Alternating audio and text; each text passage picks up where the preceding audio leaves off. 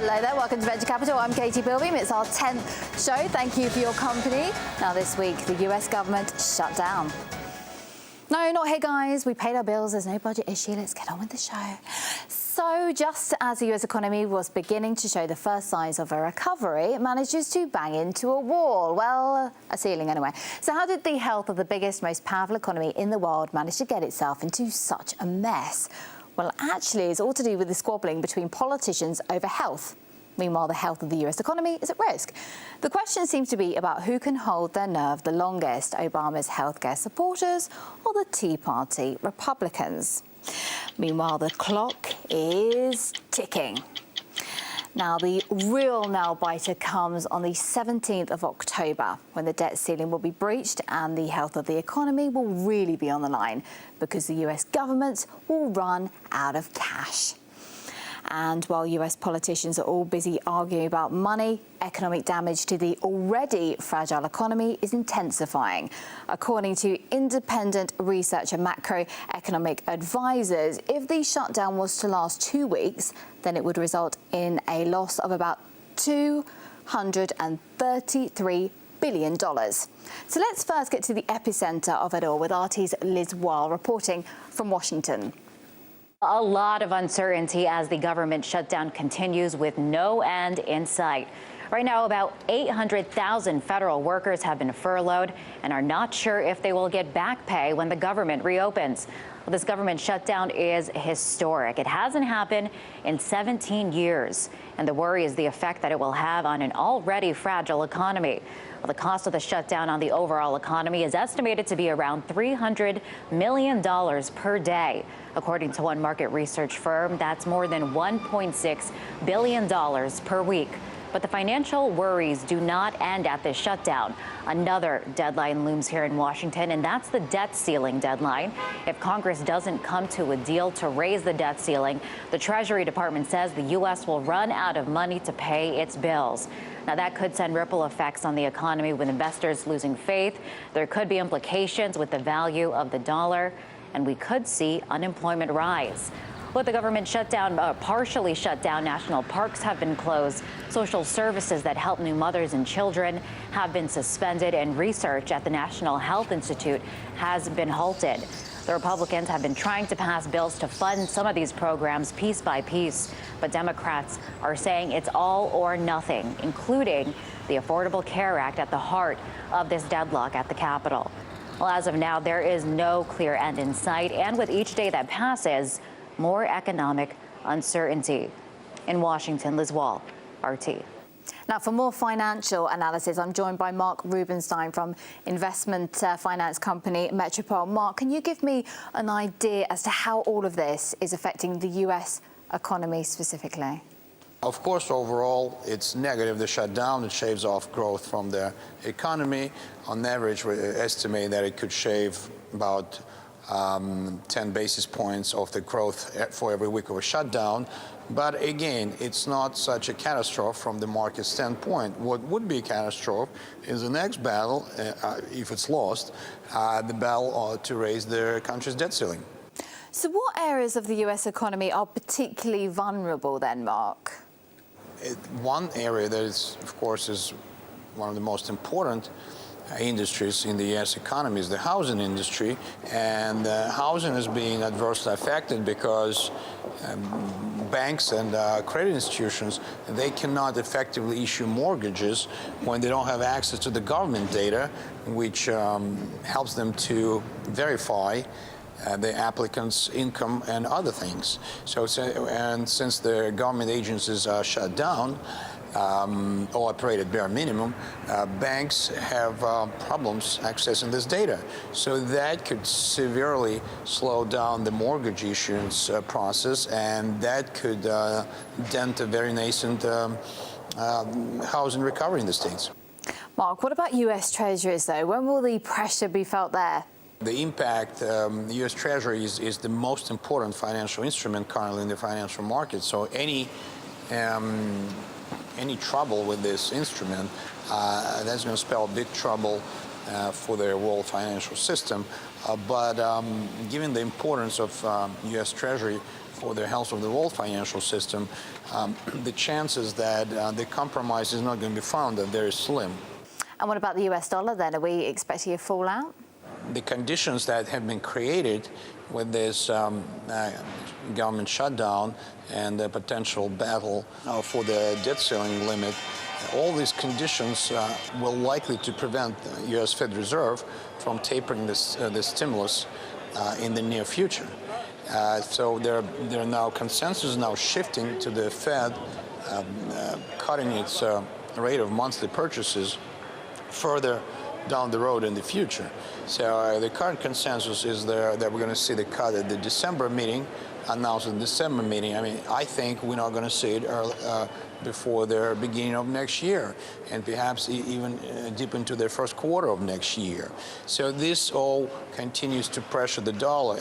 Financial analyst Mark Rubenstein, thank you. Now, this week here in Moscow, I went along to the VTB Investment Forum and I caught up with Andrés Santos Esteves, the head of the biggest bank in Latin America. I asked him about the US debt issue and how the decisions made in Washington affect the emerging economies. Emerging economies are much stronger than they used to be. So they have more fiscal balance, lower debt, a better economic policy all over the globe. So I do see some effects because what is changing at the end of the day is the cost of opportunity, the global cost of opportunity, the US dollar interest rate. And this is a very important price. So there will be an effect, but it's also important to keep in mind that this tightening in US is related to a back to normalization trend. It's not that we have an inflationary problem or a budget problem. It's a recovery issue, and it's back to normalization. And this, in a certain way, we are moving from a point A that is not so good to a point B that is much better, which is a normal US. The transition implies in some asset price volatility, and we will have that, but it will not be dramatic as it was in the 90s, and especially with a happy end, because when we finish this transition, we'll be in a more balanced world. And not everyone's all doom and gloom about the US, because I also spoke to Alberto Vermi from Citibank at the forum, and he was actually quite optimistic about the situation stateside. We're hopeful that the situation will get resolved. It is something that we are monitoring very closely. But we also look at the glass half full in the U.S. And it is historical that when we look at the price of money, at the price of energy, it's been the most attractive levels in decades. And from that standpoint, we continue to feel very strong about the recovery of the U.S. market and would hope that this episode at Congress gets resolved quickly so that we get back on track. President Obama has even had to cancel his scheduled trip to Indonesia to sort the situation out. He was expected to attend the APEC summit in Bali, of course. Now, Andrei Korstin, head of Russia's second largest lender, VTB, who will be in attendance, spoke to me about the event. Russia definitely last year, I think, identified itself as one of the leading nation in the Pacific region. And I think from this point of view, as you know, since that time, since September last year, what a lot of decisions inside Russia to develop the region. They include the government investment on infrastructure, they include the special tax regime for business there. So it showed the seriousness of Russia towards developing this region, developing relationship with the region. So Mr. Putin is coming to this event, to this summit. We expect that he will address the business community. He will again speak about Russian policy. So I think we continue to play a very important role, Russia, in this process, and we want to use the still fast-growing market of APEC for our realization of our plans in development. So, as I said, Russia is now very much focusing on this region. We are still part of the Europe, but we're also part of the Asian-Pacific region. We're going to talk about corporate news now. It was suspected. Now it's been confirmed that Russia's diamond giant Arroso plans to sell an over $1 billion share offering. The company plans to sell 16% of its shares Most of the shares being put up for sale are currently state-owned. Aros's shares grew 7% in value after the IPO's announcement. High-end Russian supermarket chain Azbuka Vakusa is eyeing the budget market. It plans to open low-cost stores in the outskirts of Moscow. And good news for caviar lovers. The price of Russian red caviar has finally stopped growing. In the summer, the price jumped 70%. That was due to low yields in Kamchatka, the main caviar producer in Russia. And now we're going to check in with Mr. Sean Thomas and see what he's been up to with his $10,000. He was given it 10 weeks ago. What's he up to now? All right, Sean. Hello. Okay. He's not there, clearly. So let's go and find out where he is. Okay. There's no one here. This is very strange, very suspect. What is going on? Ah, okay, this would explain things. Here we go, guys. He's sick. Oh dear. I hope you're feeling better, little Sean. I do miss you loads. Right, let's have a look at what you've been up to. Maybe you're not here because you've been doing really, really badly. No, apparently not. Okay, here we go. So he did invest into finances. He told me he was going to. Banking shares are up nearly 3%, which means he's managed to gain around $250.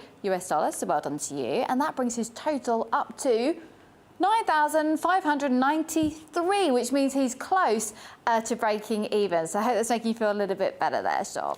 All right then, let's get back to the studio, come on.